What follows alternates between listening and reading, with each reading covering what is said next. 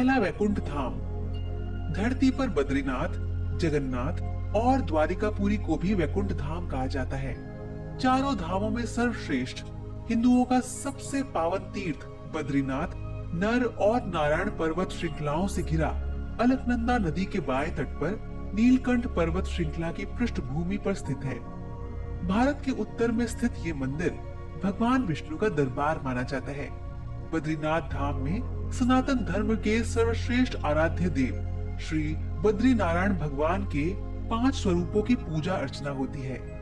विष्णु के इन 5 रूपों को पंच बद्री के नाम से जाना जाता है। श्री विशाल बद्री, श्री योग ध्यान बद्री, श्री भविष्य बद्री, श्री वृद्ध बद्री और श्री आदि बद्री। बद्रीनाथ के अलावा द्वारिका और जगन्नाथपुरी को भी वैकुंठ धाम कहा जाता है। कहते हैं कि सतयुग में बद्रीनाथ धाम की स्थापना नारायण ने की थी। त्रेता युग में रामेश्वरम की स्थापना स्वयं भगवान श्री राम ने की थी। द्वापर युग में द्वारिका धाम की स्थापना योगेश्वर श्री कृष्ण ने की और कलयुग में जगन्नाथ धाम को ही वैकुंठ कहा जाता है। पुराणों में धरती के वैकुंठ के नाम से अंकित जगन्नाथपुरी का मंदिर समस्त दुनिया में प्रसिद्ध है। ब्रह्म और स्कंद पुराण के अनुसार पुरी में भगवान विष्णु ने पुरुषोत्तम नील माधव के रूप में अवतार लिया था। दूसरा वैकुंठ धाम। दूसरे वैकुंठ की स्थिति धरती के बाहर बताई गई है। इसे ब्रह्मांड से बाहर और तीनों लोकों से ऊपर बताया गया है। ये धाम दिखाई देने वाली प्रकृति से 3 गुना बड़ा है। इसकी देखरेख के लिए भगवान के 96 करोड़ पार्षद तैनात है। हमारी प्रकृति से मुक्त होने वाली हर जीवात्मा इसी परम धाम में शंख, चक्र, गदा और पद्म के साथ प्रविष्ट होती है। वहाँ से वह जीवात्मा फिर कभी भी वापस नहीं होती। यहाँ श्री विष्णु अपनी 4 पटरानियों श्रीदेवी, भूदेवी, नीला और माँ लक्ष्मी के साथ निवास करते हैं। इसी वैकुंठ के बारे में कहा जाता है कि मरने के बाद विष्णु भक्त पुण्य आत्मा यहाँ पहुँच जाती है।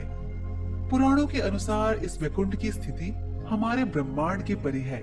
जीवात्मा जब उस वैकुंठ की यात्रा करती है तो उसको विदा देने के लिए मार्ग में समय के देवता, प्रहर के देवता, दिवस के देवता, रात्रि के देवता, दिन के देवता, ग्रहों के देवता, नक्षत्रों के देवता, माह के देवता, मौसम के देवता, पक्ष के देवता, उत्तरायण के देवता, दक्षिणायन के देवता, सभी तलों अतल, सुतर, पाताल आदि के देवता, सभी 33 कोटि के देवता पहले उसे पुनः किसी योनि में धकेलने का प्रयास करते हैं या वैकुंठ जाने देने से रोकते हैं। लेकिन जो जीवात्मा प्रभु श्री विष्णु की शरणागति होता है उसको ये सभी एक पाद विभूति के अंतिम सीमा तक जाते हैं और त्रिपाद विभूति के बाहर प्रवाहित होने वाली वीरजा नदी के तट पर छोड़ देते हैं।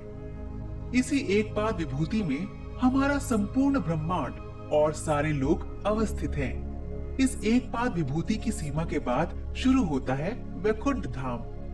पौराणिक मान्यता है कि इसी वैकुंठ धाम और एक पाद विभूति के मध्य विरजा नामक एक नदी बहती है। इस नदी से ही त्रिपाद विभूति शुरू होती है जो वैकुंठ लोक है। मुक्त होने वाली जीवात्मा को जब सभी देवता विरजा नदी तक छोड़कर जाते हैं तब वह जीवात्मा नदी में डुबकी लगाकर उस पार चली जाती है।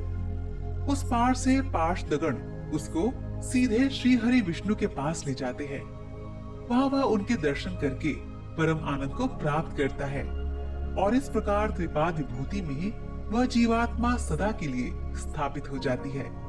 पुराणों में इस वैकुंठ धाम का बड़ा ही रोचक चित्रण किया गया है। हे अर्जुन, अव्यक्त अक्षर इस नाम से कहा गया है।